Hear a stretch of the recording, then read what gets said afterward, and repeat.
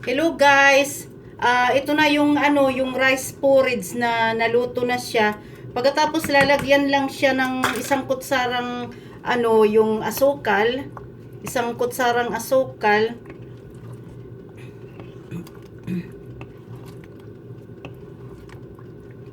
Ayan. Pagkatapos ito ay mandil ang tawag nila dito. O kaya almond na nuts, almond nut. Linalagay ito nila dito sa rice porridge. Pagkatapos yung kasabihan nila na noong panahon, kung sino ang makakuha ng ng almond nuts na yan ay makakapag-asawa siya at ikakasal next year. Yun. Pagkatapos, ngayong panahon naman, sabi nila na kung sinong makakuha nito, kasi kinakain nila to sa during Christmas. Kung sino ang makakuha nito, yung ay magiging lucky daw siya sa susunod na taon. Ngayon, si Esben Eric, nagbiro siya, yung anak ko, sabi niya, Mama, paano yan? Dalawa lang kaming kakain ni Papa nito kasi ikaw hindi ka naman makakain nito. Hindi sa allergy ako. Kasi pag mga madikit, para akong machuchuk. Kaya kagaya kanina, yung umiinom ako ng vegetable juice. Yung vegetable juice na yan, isang parang medyo malaki na bote.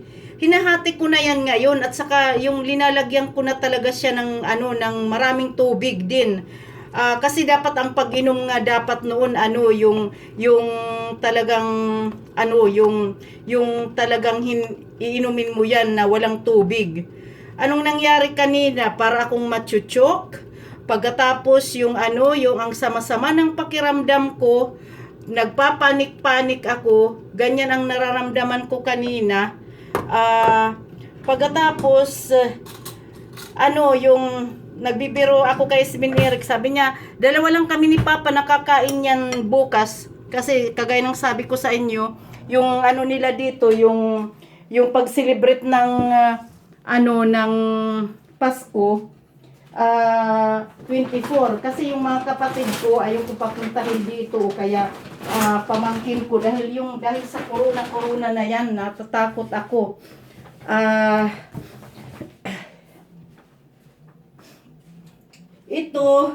Ito guys, yung na yan, ito yun.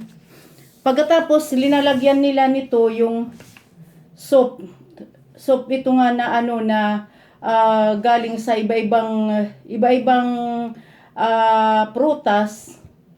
Pero ang talagang original nito ay yung raspberry. Nagpunta ko doon sa doon sa grocery, wala silang raspberry. Kaya ang ginawa ko yung yung ready-made na pag na lang, kasi pwede ko naman itong gawin nito. Yung lang talaga nito, yung juice ng raspberry, pagkatapos yung tubig, at saka yung potato flour para siya ba, yung parang medyo ma-espeso ba siya. Lang itong ang paggawa nito, to deciliter lang siya na na juice ng raspberry. Pagkatapos 4 na deciliter ng tubig, at saka yung potato na na flour, lang mga 3 kutsara lang. Pagkatapos ganito ang pagkain nila. Ito, sinasabaw yan dyan. Ayan. Pero alam nyo ba kung ito di mainit pa ito? Kinakain ito nila pag pag malamig. Ito yung kinakain ito nila pag malamig. Dinalagay yan sa frigidaire. Yung na yan, yung rice porridge na to. Magbabasa tayo para may alam kayo sa tungkol sa rice porridge. Babasahin natin ito.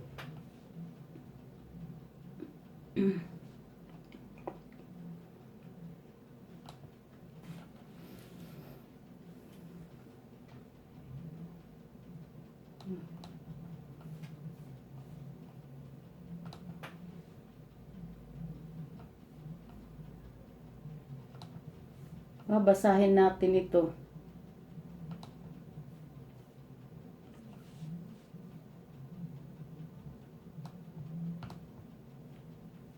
Even though Sweden wasn't directly involved in the World War, the country still saw times of strict rations and restriction on food. In newspapers from the Christmas of 1917, you can find suggestion for diluting sausages with cheaper ingredients and gathering leftover fat from meat as a basis for pastries. Particularly, one issue seemed to bother those in charge of cooking, the Christmas rice porridge.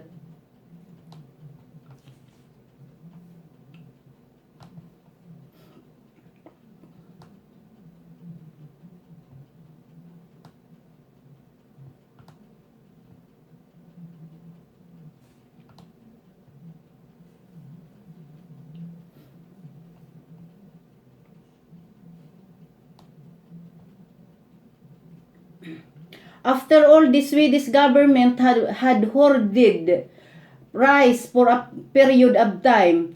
The relief is noticeable when the Swedish rice was released at the beginning of December, rationed to 100 grams per person. Still, shortages on milk products were almost as bad, and the recipes come with suggestions for making dough with less or no milk. Today, Swedes live in comparative abundance and generally do not have to fear for lacking their Christmas rice porridge. A brief history of Swedish Christmas porridge. Cooking porridge is probably as old as farming, but according to food historian Jan Oyvind Swan, rice porridge is the first mentioned in Sweden in 1542 in Malmö, their third biggest city. It started to become more common in the 18th century. Yulin's cookbook or Christmas cookbook from 1963 notes that the Christmas porridge used to consist of unhomogenized milk and barley grains. Only in later times has the barley been replaced by rice, and the quantities seem to have been massive. In Norrbotten, you boiled enough porridge that you'll have a supply at least until the 12th midnight. In the beginning of the 20th century, Nils Kielland studied food all around Sweden, and he has plenty of observations when it comes to Christmas porridge. For example, in Situna in Västergötland, the porridge was made of barley and milk and called bitter grot or white porridge. While in Grinstad in Dalarna, it consisted of homemade oat flakes and milk. But Kielland noticed that the porridge didn't just consist of different grains, but was served in various ways. In Grinstad in Dalarna, the porridge had a nub of butter in the middle and sugar and cinnamon sprinkled on top.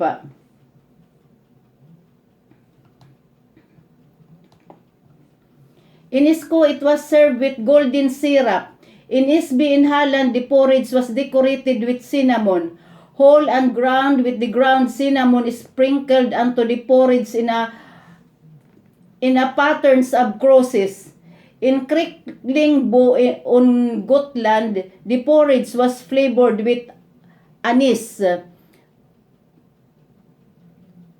and mixed with milk, buttermilk, beer, or a local small beer with some golden syrup trickled on top. Tradition surrounding the Christmas porridge. The main tradition that surrounding Christmas porridge that seems to still be widely spread is the idea of putting an almond in the porridge. Whoever finds the porridge will get married, but according to Christmas Cookbook 1963, there is a long list of things that you could hide in the porridge.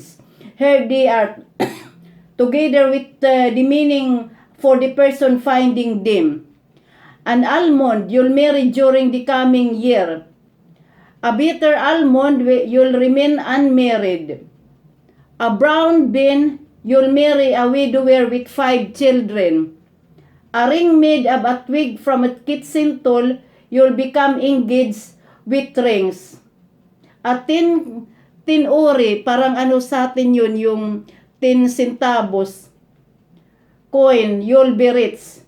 But what you put in the porridge and what you mean seems to have different over the country. For example, in Isko, in the country upland, it was a brown bean rather than an almond that would get married. According to Nils Kiland in Christmas book in 1919.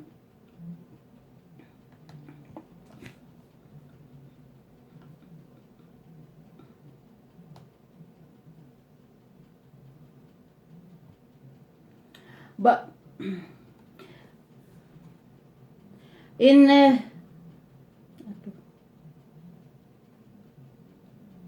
this was a small info is spanning the porridge man. This was a small china figure that you put in the Christmas porridge. It also had names such as Grot Poiki, Grot Poiki, growth ang ibig sabihin yung ito porridge boy or porridge duka, porridge dal, and while Matson believes that the custom was most in use right before and during the First World War.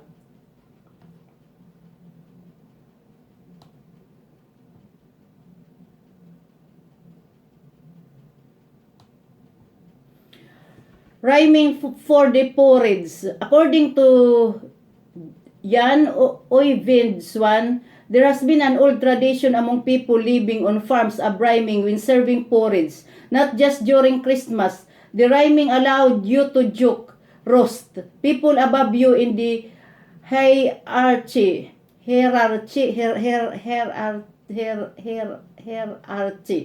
or see something controversial without beginning punish. Before you could tuck in, you had to come up with a rhyme, or the masses of terrible poetry that has been forced out of hungry Swedes. When other parts of society took up these customs during Christmas, they made the jokes more family-friendly and innocent. There were even booklets with porridge rhymes that could help those who feared for their ability to get supper.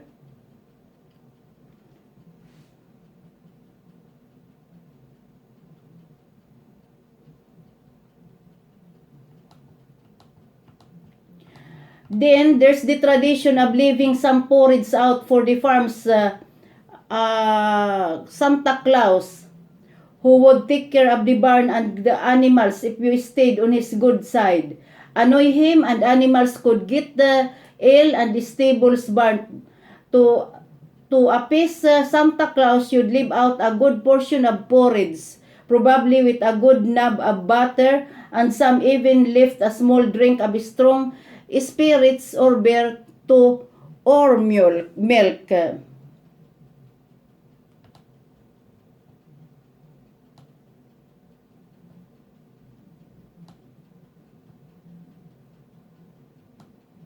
Ito na, mga friends, kain na tayo.